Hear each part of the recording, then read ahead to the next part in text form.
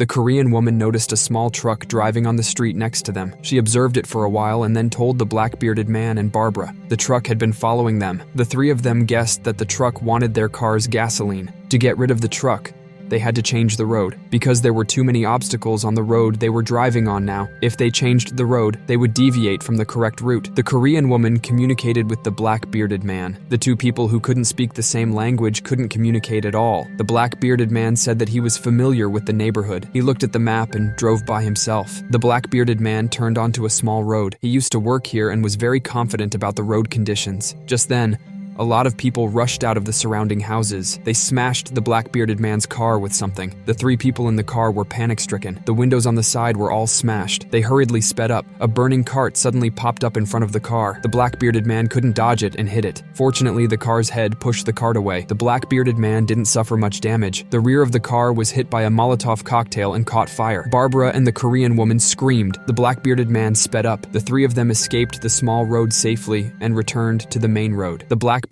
man continued driving. He felt like there was something dragging behind the car. He couldn't see anything in the rearview mirror. He had to choose a place that was relatively empty and stopped the car. The black-bearded man asked the Korean woman to get off the car and check. The Korean woman didn't trust the black-bearded man. She blamed him for almost causing the death of everyone in the car because of his arrogance. After the black-bearded man repeatedly assured that he wouldn't leave her behind, the Korean woman got off the car. She bent down and looked around. It turned out that the rear wheel was stuck with a children's bicycle. The Korean woman lay down and tried to pull the bicycle out. A zombie in the distance saw their traces and ran towards the car. The black-bearded man and Barbara saw the zombie's figure and shouted at the Korean woman to get on the car. The Korean woman didn't let go of her hand. She kept straining and pulled the bike. She saw that the zombie was about to pounce on her. She ran nimbly and jumped in. The man immediately drove away. The black-bearded man tried to speed up and slow down, trying to get away from the zombie. It didn't have much effect. The three of them thought they had successfully chased the zombie away. They saw the zombie suddenly appear on the windshield of the car and completely panicked. The black-bearded man continued to use acceleration and deceleration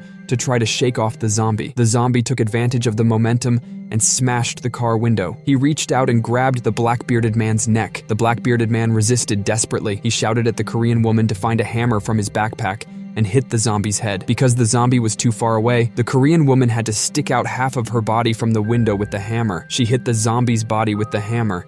The zombie turned his head in pain and prepared to attack the Korean woman. The Korean woman hit the zombie's brain with a backhand. The black-bearded man broke free and the zombie fell to the ground.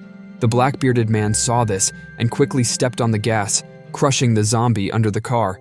The car continued to drive forward, and the Korean woman looked more and more wrong. She picked up the map and looked at it carefully and found that they were driving the wrong route. The black-bearded man stopped the car. As they were discussing, the small truck that had been following them before disappeared and reappeared behind them. It pressed against their car and stopped. Barbara was the first to notice the truck's trace. She told the two people who were discussing. The three of them became alert immediately. They watched the truck's movement nervously.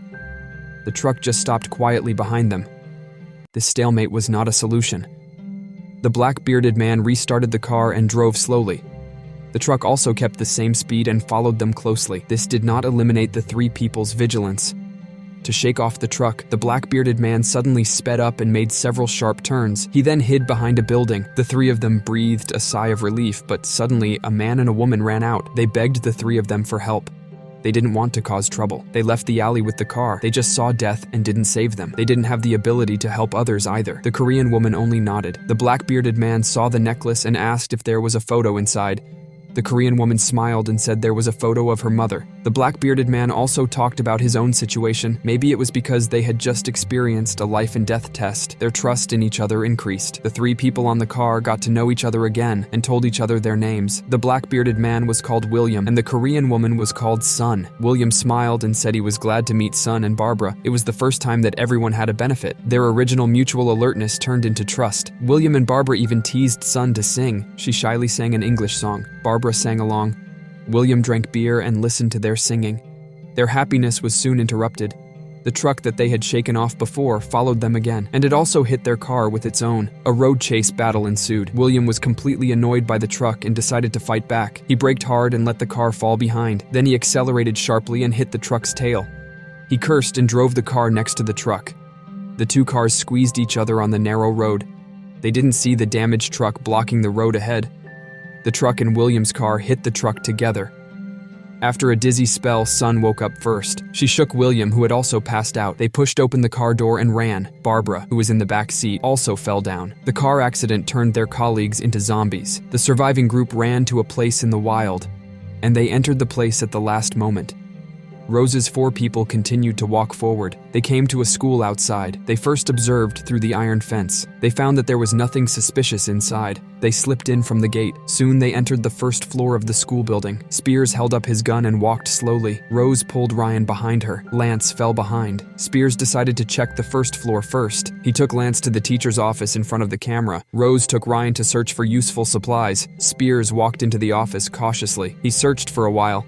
He didn't miss any corner. There were no zombies inside. There was no trace of survivors. It was Spears who went into the medical room alone. Lance waited outside. Maybe it was because he hadn't calculated the days for a long time. Lance was fascinated by the calendar on the desk. After a while, Spears came out with a bunch of medical supplies. He told Lance who was standing still, and he threw all the medical supplies to Lance. They turned their heads and walked to the corridor. Rose and Ryan also collected them. They found some clothes and blankets. They regrouped. The place was empty. There were signs of robbery. They probably evacuated earlier. Rose and Spears discussed for a while. They thought that the school was relatively safe. They could go upstairs and stay for a while. They continued to go upstairs. They came to a music classroom.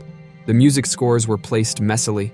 Spears checked all the rooms first. He made sure that there was no trace of anyone else. Then, he picked up a wire. He wrapped the sliding door from the inside. No one could easily push it open from the outside. Ryan was very interested in the drum set. Lance came over. He let Ryan let go of the drum. Then he tapped the drum lightly with his fingers. Ryan could feel the vibration of the drum. Lance's movement was not well controlled. He made a small mistake. That made Spears angry. He dared to hit the drum and make a sound. Spears was furious. He dragged Lance to the wall. Rose rushed over to stop them. She persuaded Spears not to act impulsively. Spears finally warned Lance harshly. After this little stunt, they chose to rest on their own. Lance walked to the corner alone. Rose let Ryan sleep in the restroom. Spears shifted in a chair. He stares at the door. Rose also let Spears sleep, but Spears said that he wanted to stay awake. Rose also moved a chair and sat next to him. Maybe it was because of the rare tranquility, or maybe it was because they were in a school. Rose thought of her lost daughter, Anna. Her eyes were full of tears. She chattered and described the scene of the day she parted with her daughter. It passed quickly. The noise upstairs woke up Spears and Rose. Spears opened a crack in the door and listened to the movement.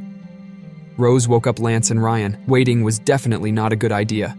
They walked out of the classroom and followed the source of the sound upstairs. They turned a corner and there was a child standing in front of them. The noise just now was probably made by him. He saw the 4 people's figures and turned his head and ran. They calmed their nervousness. Ryan made many gestures towards Spears and Rose. The 2 of them didn't understand. Then, Ryan ran towards the child's direction. The other 3 also followed. They ran out of breath, but the child was gone.